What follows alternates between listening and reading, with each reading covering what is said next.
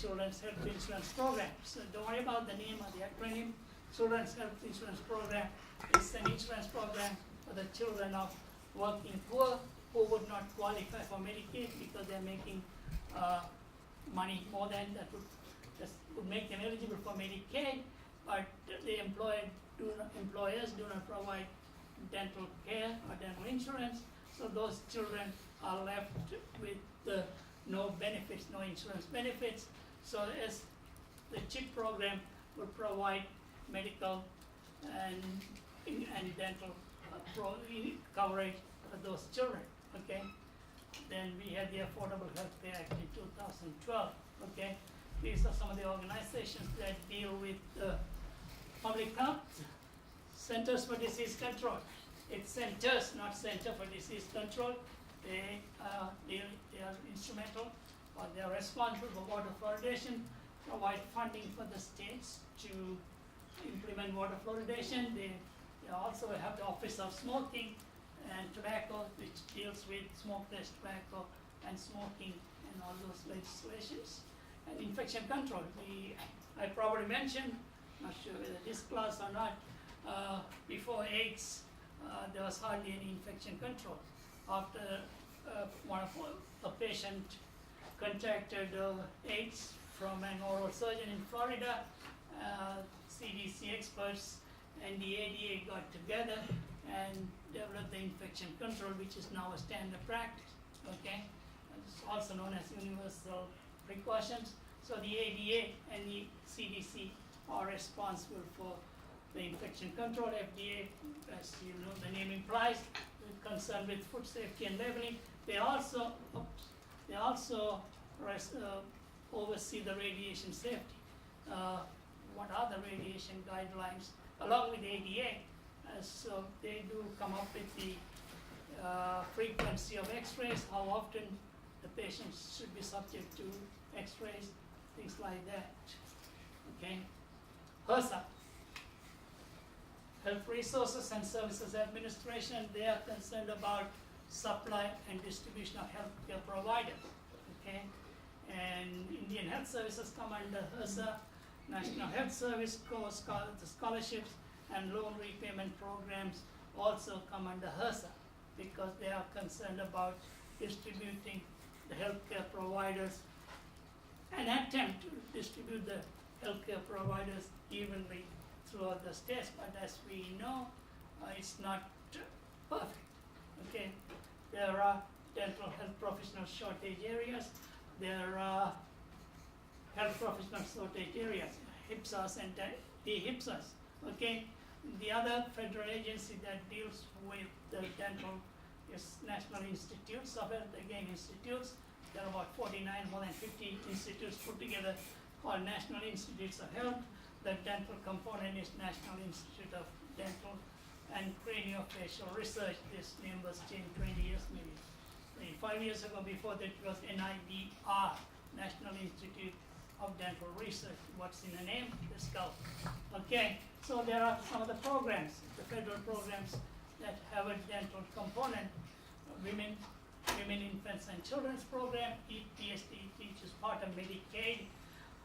What do you know about Medicaid? I mean, I briefly mentioned Medicaid provide dental care. Dental care under Medicaid is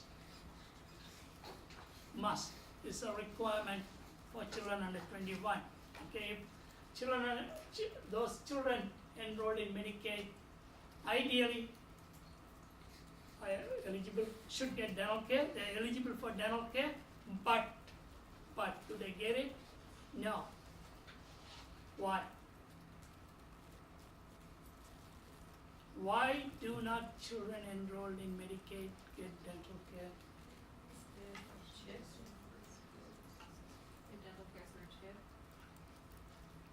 I mean, Medicaid is for those who make below a certain amount of money. CHIP is for children of working poor. Yes. There's not a lot of dentists who take Medicaid. Yeah. Not, I mean, on average, about 20 to 25% of dentists in every state are enrolled in Medicaid. but only about 10% or 8 to 10% really see Medicaid patients, implying they have claims more than say $1,000 worth of dental care per year. Okay, but there's the other side of the coin as well. There are barriers for those. What the dentists say.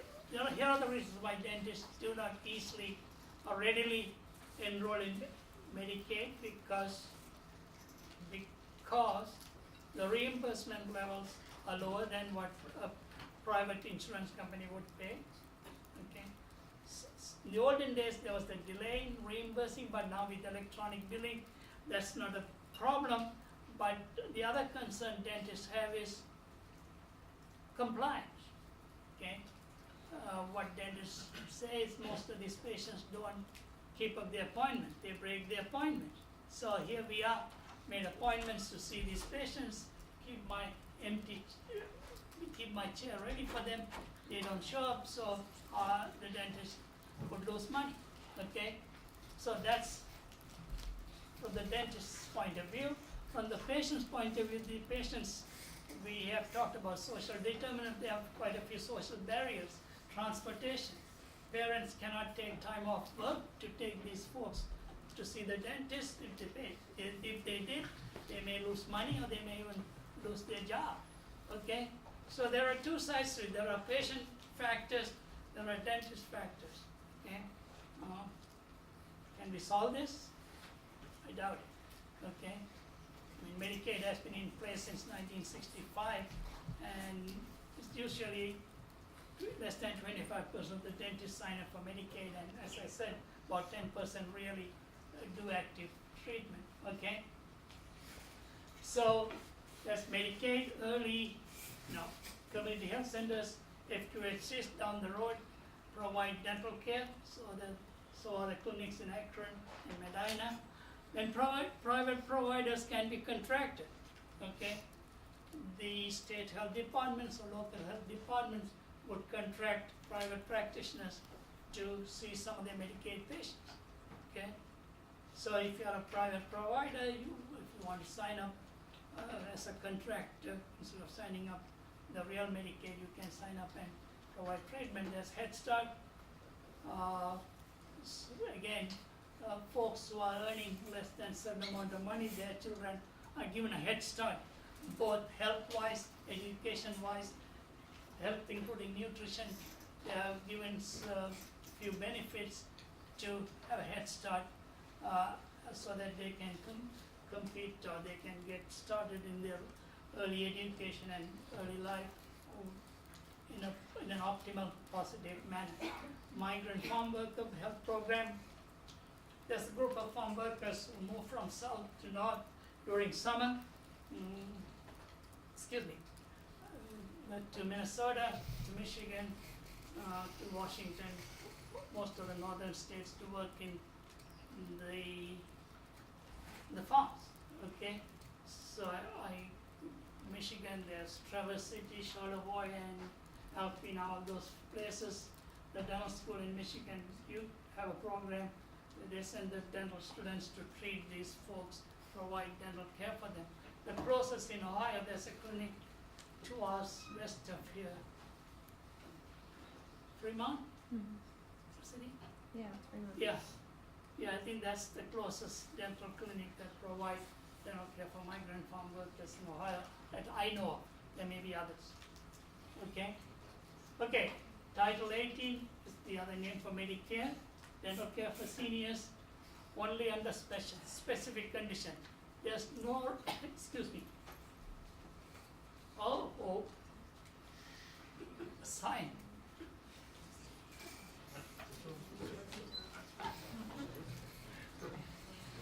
That's easy. The old adage, don't drink and drive, don't drink and teach.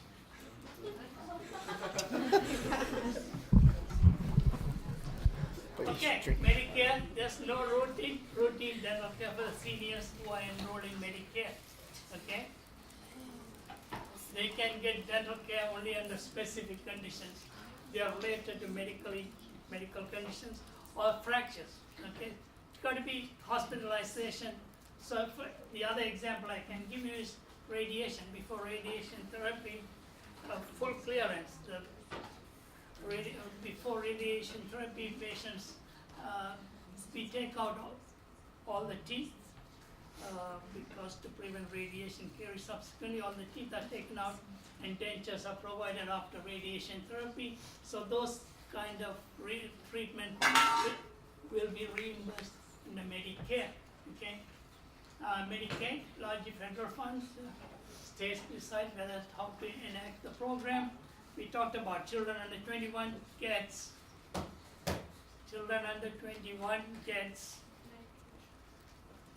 dental care under Medicaid, okay? And EPSDT is part of Medicaid. We talked about CHIP or Children's Health Insurance Program, okay? There are currently about 73.2 million folks enrolled in Medicaid, 35.5 million children, 37.7 adults, and 6.5 million in children in CHIP program. Okay, as I said, CHIP was started in 1997 as a part of the Balancing the Budget Act. It's been around since 97. It can either be a standalone program or part of Medicaid expansion. Adult Medicaid, 6 states do not provide any form of dental care for adults on Medicaid. Okay, 11 states provide emergency care only. 15 states, including Ohio and Michigan, provide comprehensive dental care to adults enrolled in Medicaid. And 19 other states provide limited dental care. What do I mean by limited dental care? It varies from state to state. Okay, Medicare 55, about 56 million are enrolled currently in Medicare.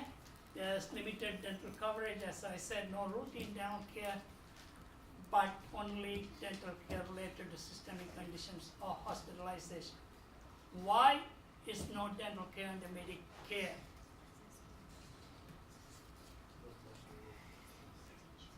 Some people didn't used to have teeth. They would lose them earlier. Still need dentures.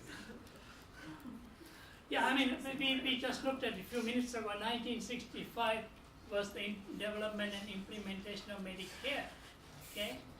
At that time, the ADA opted to stay out of Medicare and take part in Medicaid, whereas AMA decided to take part both, the Medical Association decided to take part in both Medicare and Medicaid because the main reason is at that time children were having caries was a real problem in children. The water fluoridation and other fluoride products are beginning to take effect. This is 1965, okay? So what the ADA's thinking at that time was we don't have enough dentists to treat the children, and as Alicia pointed out, it's only a small proportion of the people were on Medicare. I mean, nowadays about 14% of the senior citizens, 14% of the populations are above 65. At that time, it's about 8 to 9%. So ADA decided it may not be worth it, opted to stay out. Hence, no routine dental coverage for those on Medicare. It's only limited to hospitalization or anything related to systemic dental care. Dialysis, patient has on dialysis has some dental problems, they get their dental care reimbursed. So are the full clearance before radiation therapy, etc., etc.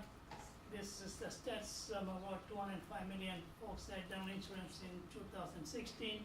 90% of them are provided by the employers, 7.1% bought them on their own, 3%, less than 3% as part of the medical insurance, okay? 54% of the employers in the US provide dental insurance. The problem with dental insurance is the plan maximum per year is 1,000 to 2,000. What do I mean by plan maximum? That's the maximum amount of treatment an individual can get during 12-month period, okay?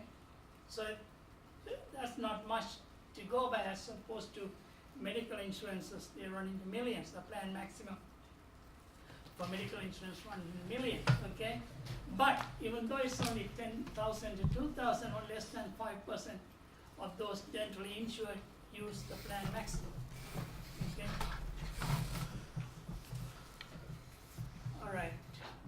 visits, national population as a whole, nearly 65% visit the dentist in a given year, as opposed to children on Medicaid and 28 to 37%, children on private insurance, 58%.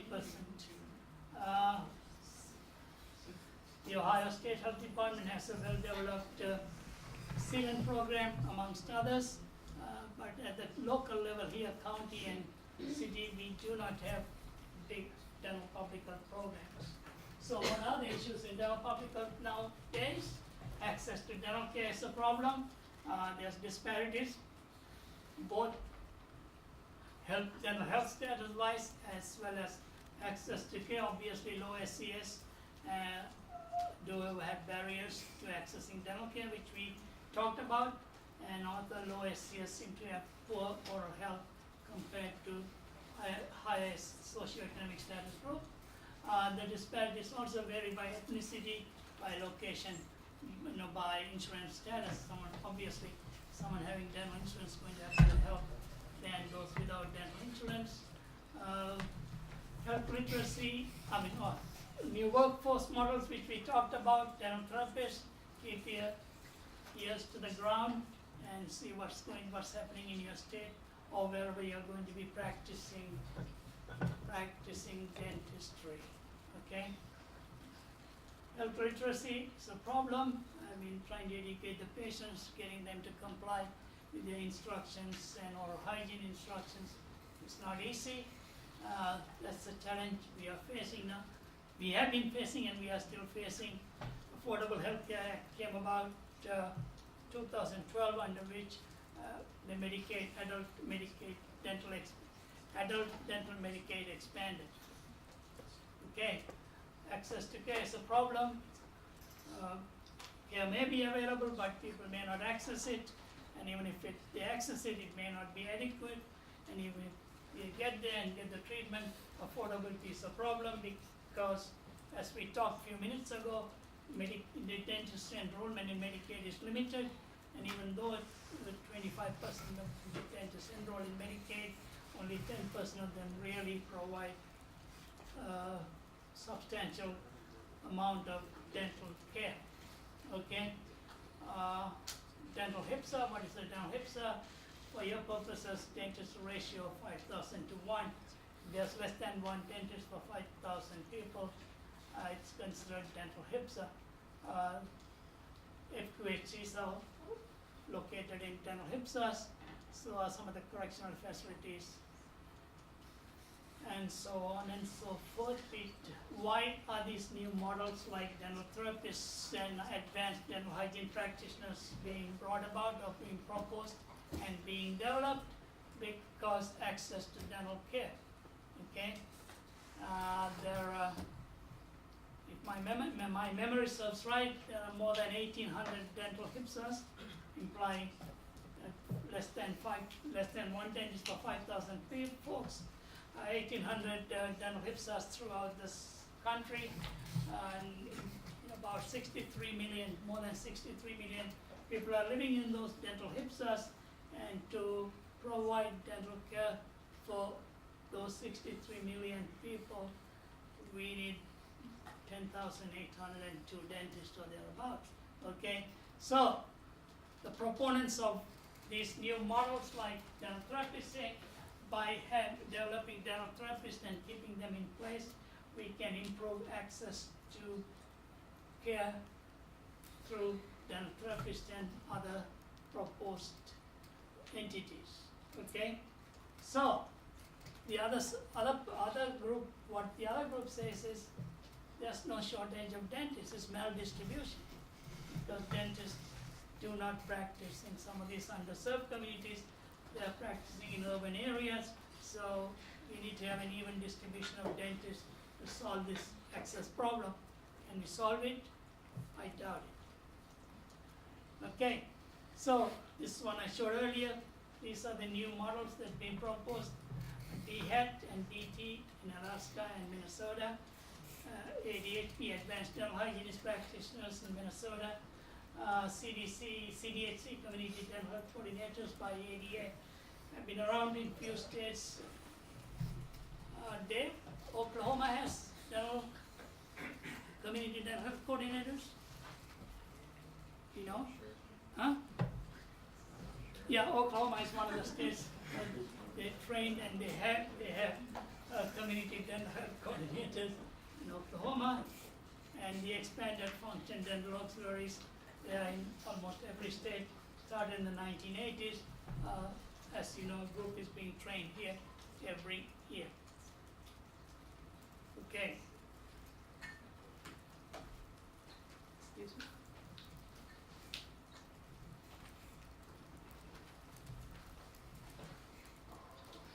Health Resources and Services Administration administer loan repayment programs. They do give loans, educational loans. They do have scholarship programs, okay? And you can look at their website. I don't think I'm going to get through all the slides, okay? So loan repayment programs are organized at the national level by HRSA, at the state level by state health departments, maybe some private agencies, and local governments. In Ohio, the Ohio Dental Association contribute the funds. I mean, one of the sources of funding for the state loan repayment programs in Ohio comes. Now let me rephrase. A substantial proportion of the loan repayment funds in Ohio comes from the Ohio Dental Association. Okay. Other states, I don't know. If you are interested, there's a website which I have it later. You can review that, and also you can go those from other states, go to your own state health department website and look at this. So there are national programs, non-governmental programs, the military programs and state programs. Okay, National Health Service Corps does offers loan repayment and scholarship. They also do faculty loan repayment and research loan repayment. I know some of you love me so much. You want to be my colleague when you get out in 4 years' time. Let's look into some faculty loan repayment programs. No.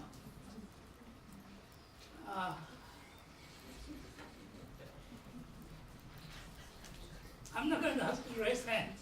I know who you are. Never mind. Okay. So let's talk about clinical loan repayment programs and scholarship. Okay. So the scholarship-based tuition fees, the stipend, living stipend, and in return you got to work for 2 years in a medically underserved or dentally underserved communities. Okay, so scholarships are hard to come by. Okay, because one has to compete with medical students, nursing students, physician assistant, nurse practitioners, all those primary care providers. It's tough. Okay, they have limited slots. Maybe 600 to 700, I don't know the exact numbers. So it's a stiff competition, okay, but it's out there.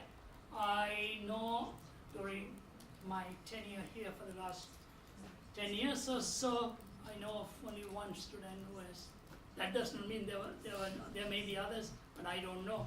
I know of one student who got the National Health Service Scholarship from Cleveland, from Case Western. Okay? Do you want the exact numbers? Huh? You have them. The exact numbers for this year? Go for it. There were 4,336 applicants and 222 scholarships. Okay. Says 1 in 20, basically. Okay. I mean, it's not. It's tough. It's stiff. Okay, but it's out there. Okay. And loan repayment program. HRSA would pay a clinician working in an underserved area $50,000 for a 2-year commitment. I think I put a question mark because that number changes every year. Okay, by the time you folks graduate in 2022, I don't know what that amount would be. Okay, I do not have a crystal ball. Okay, so 2-year commitment that can be renewed after 2 years both parties like, the community health center where you work like, you can continue. And so, some of these loan repayment sites are in nice places. Some of them are in not so nice places, meaning boondocks, okay? Some of them are in nice urban areas, okay? There's a couple in Cleveland. Yes, ma'am, You're Ashley. saying that it's only $50,000 total for No, okay, let me, Is that Was it- doesn't make it? let me, I was gonna explain to you, Okay. Sorry. No, it's okay. Patience is virtue. Yes, $50,000 towards your loans, okay? Sorry, implying that includes your undergrad loans, dental school loans. Folks, can I talk, please? I'll stay up to 5 o'clock if you want to talk with me. So 50,000, that's towards your loan, okay? Say 25,000 a year, okay? So let's do a simple math real quick.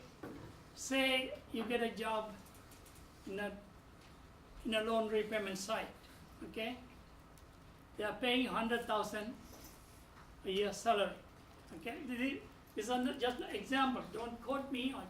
I'm not underpaying you. I'm not overpaying you. These are examples, okay? So $100,000.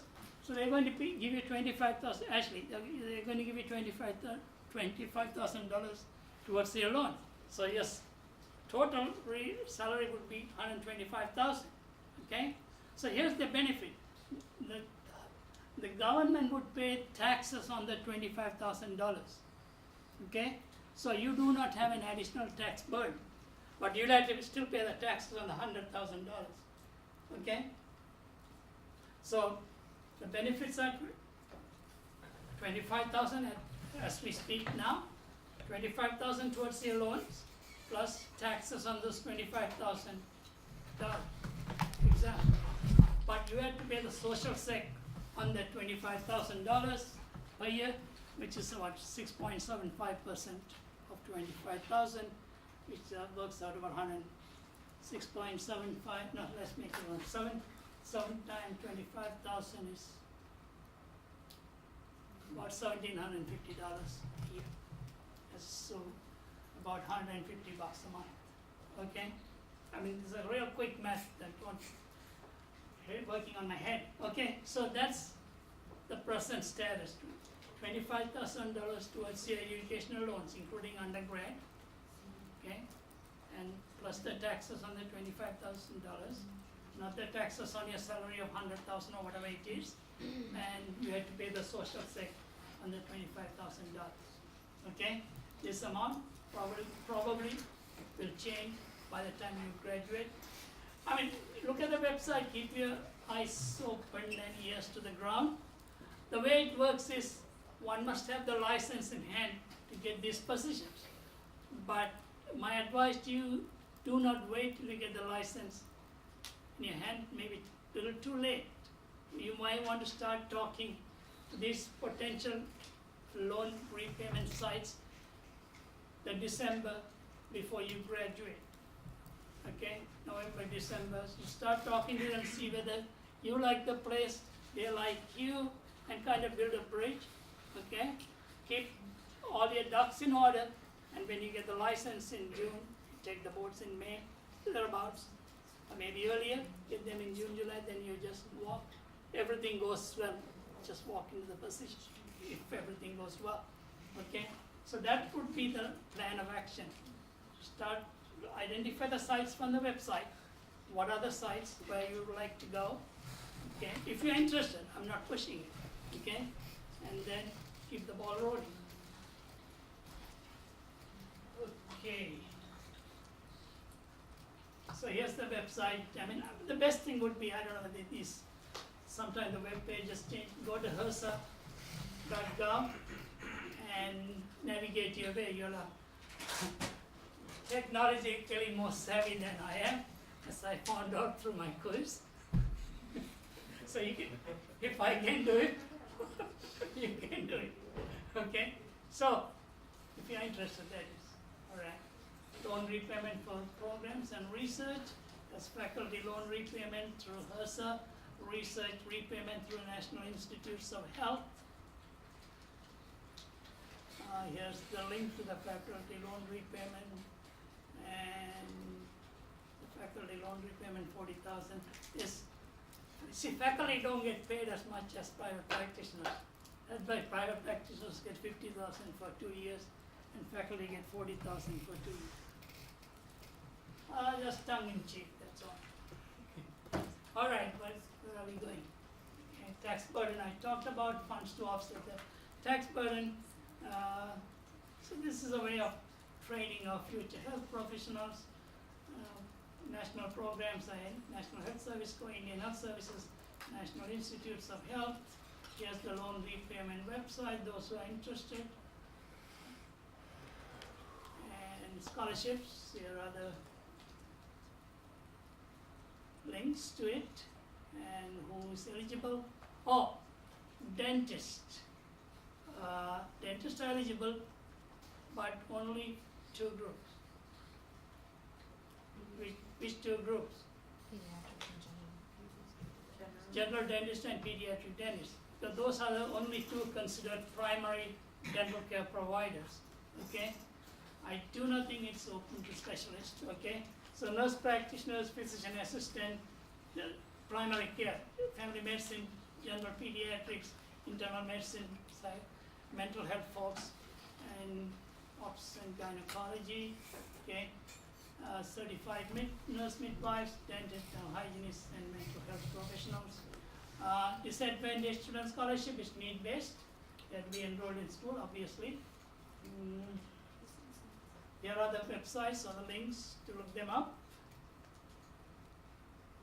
Indian Health Services, similar concept, 2-year contract, salary, taxes on the loan amount, option to continue. Indian Health Services has more than 230 clinics and 48 hospitals. And again, you can look them up at your leisure. Non-governmental programs are mostly for physicians. The Academy of Family Physicians, AAMC, and the Board of Family Practice have some private funds to offer loan repayments for physicians. Couple of good news for the medical students. I think NYU just announced recently they are going to waive the tuition for the first year medical students, or 4 years of medical school. 4 years. And University of Houston just opened a new medical school. One is 25 student enrollment.